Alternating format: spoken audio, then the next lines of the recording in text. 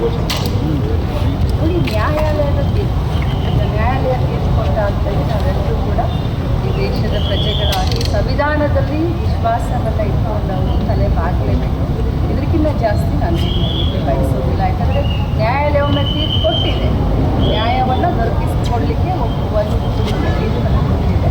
So ನ್ಯಾಯಾಲಯ ಏನು ಹೇಳುತ್ತೋ ಅದನ್ನು ಏನು ಕೂಡ ಕೋಡೆ ನಿನ್ನೆ ಮತ್ತೆ ಇವರು ರಾಜಣ್ಣಗಳಿಗೆ ಅವರ ಮಗನಿಗೆ ರಾಜಣ್ಣ ಅವರಿಗೆ ಸಚಿವ ಸ್ಥಾನ ಕೊಡಬೇಕು ಅಂತ ಒಂದು ಸಮುದಾಯದವರು ಅವರ ಒಂದು ಆಗ್ರಹವನ್ನು ಮಾಡಿದ್ದಾರೆ. ಏಕೆಂದರೆ ಪ್ರಜಾಪ್ರಭುತ್ವದಲ್ಲಿ ಎಲ್ಲರಿಗೂ ಹೋರಾಟ ಮಾಡಲಿಕ್ಕೆ ಅಧಿಕಾರ ಇದೆ.